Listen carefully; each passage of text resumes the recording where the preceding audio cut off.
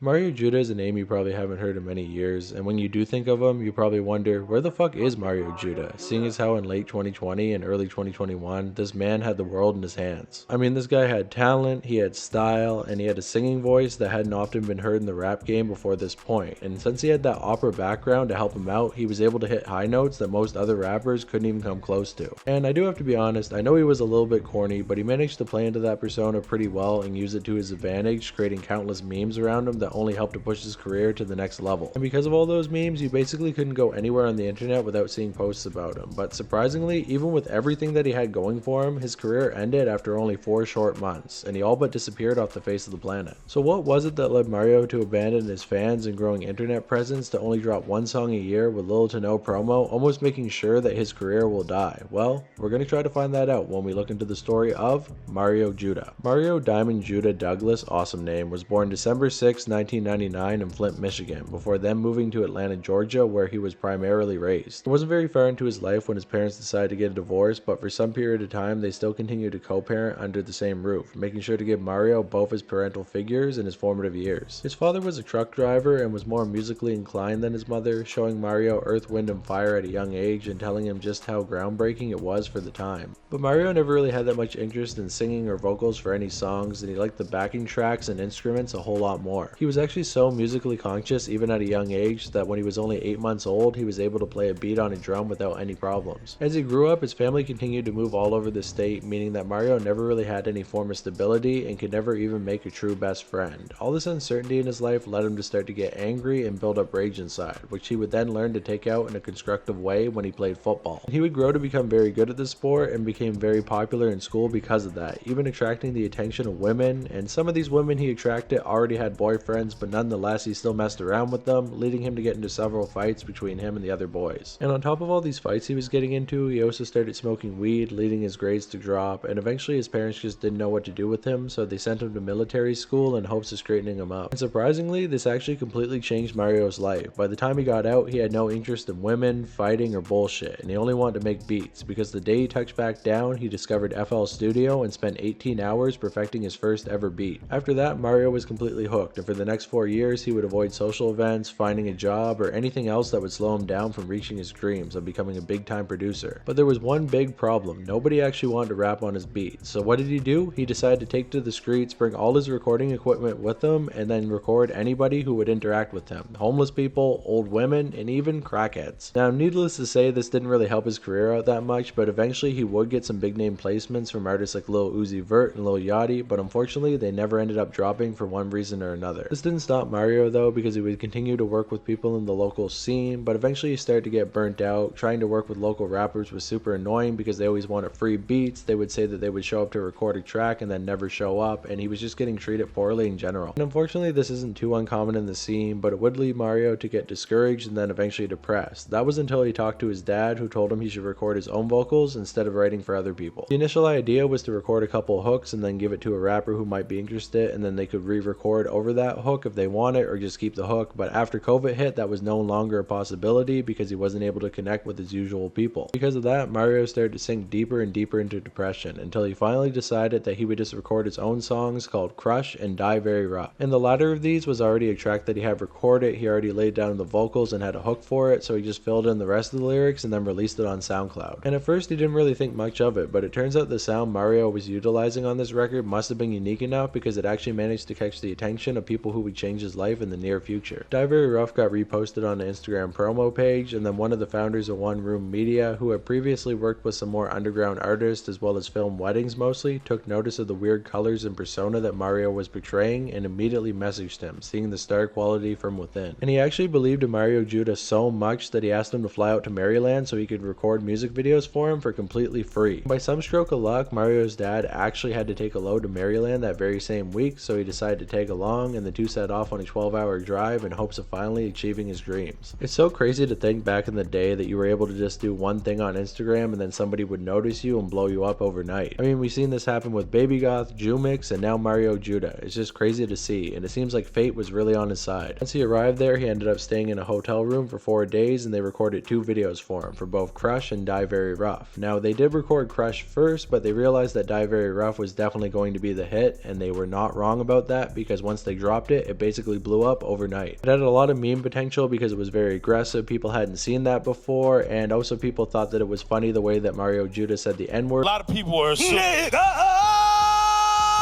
And started to call him racist.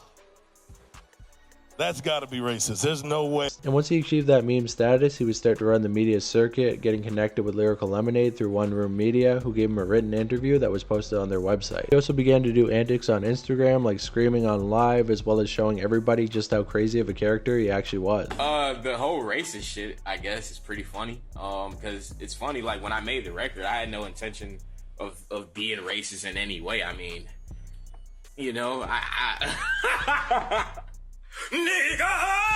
After that, they immediately dropped the Crush video, which wasn't as big of a hit as Die Very Raw, but since it was dropped so close afterwards, people knew that he was consistent, they stayed interested, and it was still a pretty good song overall. She then rolled into his third popular song, a surprising take when he decided to remix the Baby song Rockstar in his own style.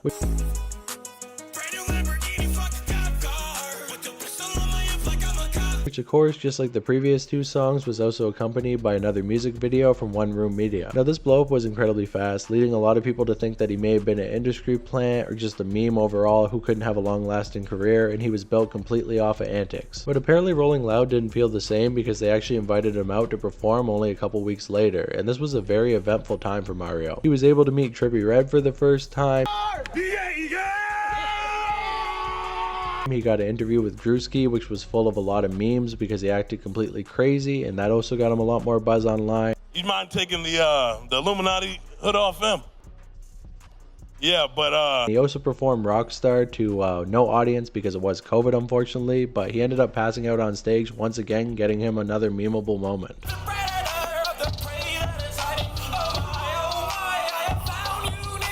Now these are the moments that everybody knows about that Rolling Loud, but what a lot of people don't know is that he actually signed a deal that very same night, because there was actually another artist there known as Tex X who had already signed a deal to a label known as Born Leaders, headed by Manny.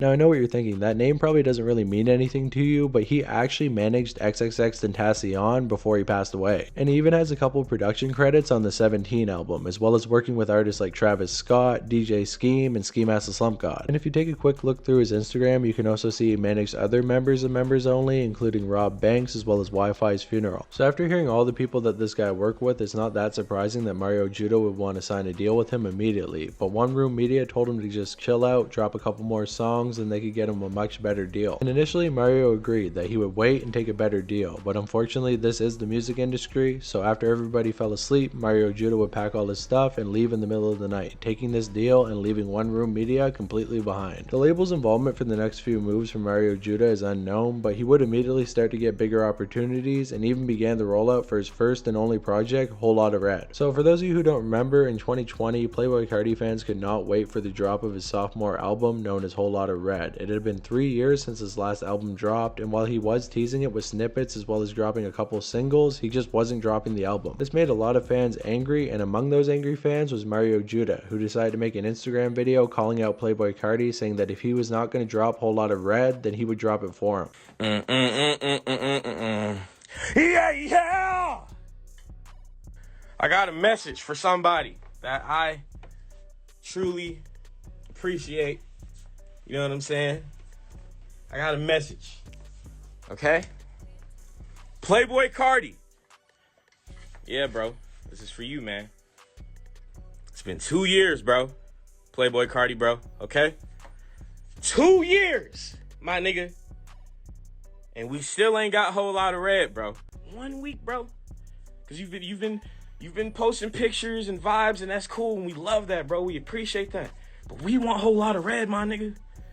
And if you don't drop it, I'm gonna drop it for you. I'm already halfway done with it, bro. You got 1 week, bro. Listen. This is how we gonna do it, bro. This is exactly how we gonna do it. All right? If you don't drop a whole lot of red, I'm gonna do it for you, bro.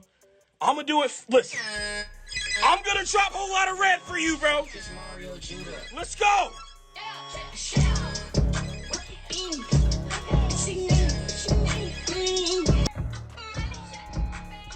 I'm not playing.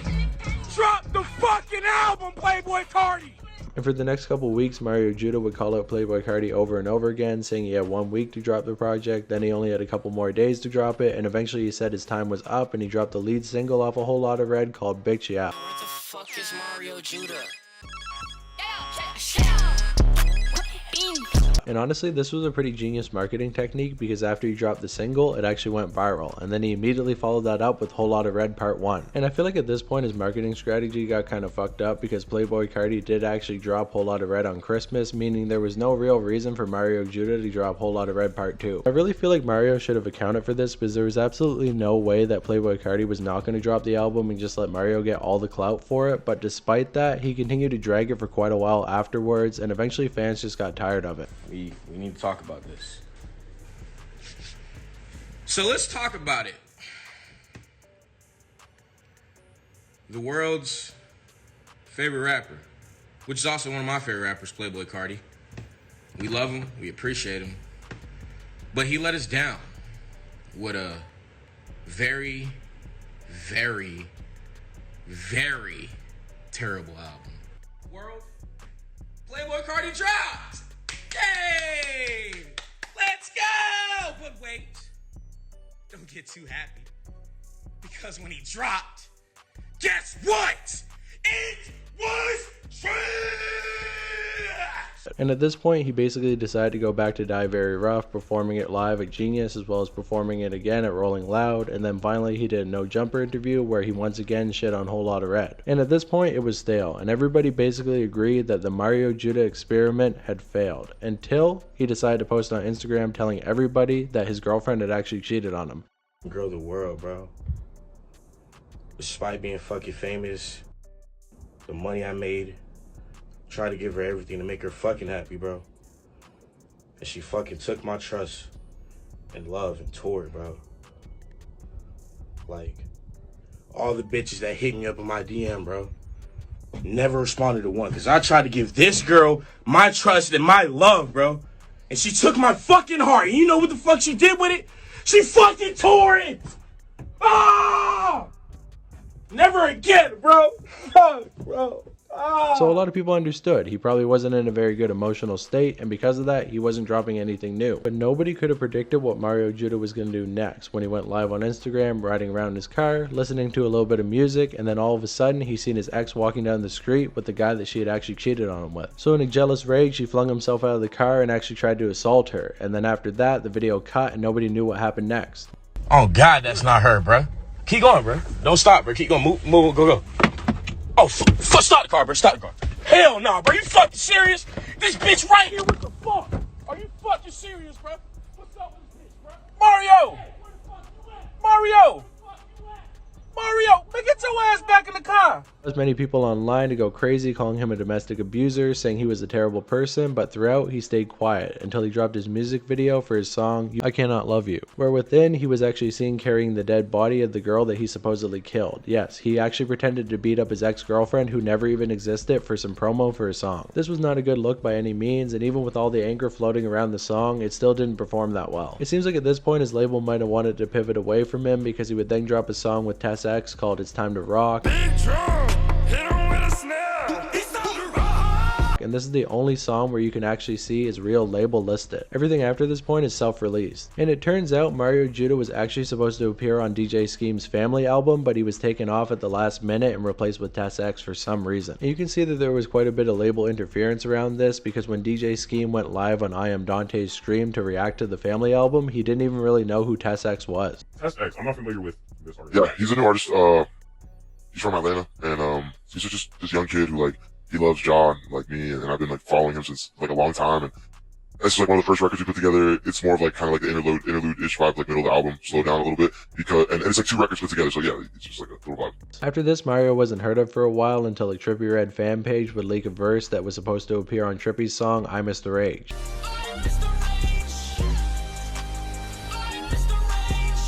Fan page would say that Mario Judah was originally supposed to be on the song, but was later scrapped in favor of Playboi Cardi, but it turns out that none of that is true, and Mario Judah might have actually leaked this on his own to try to clout chase a little bit off of the upcoming release. And after that, Mario basically completely disappeared, and for the next couple years, all we would get is leaks for songs with Bones, Kill Station, and even Bro My God. And honestly, after hearing these songs, I really wish they got the chance to come out officially. It seems like Mario was going to have a much more fruitful career, but whatever happened with his management definitely fucked him over. At this point, Born Leaders completely stopped promoting him on their page, and nobody really knows why, but what would come next was a random NFT project. Yeah, Mario wouldn't drop for like a whole year, and when he did come back, it was for an NFT project. Yo, and I'm about to release an NFT project later this month called Rockstar Rangers.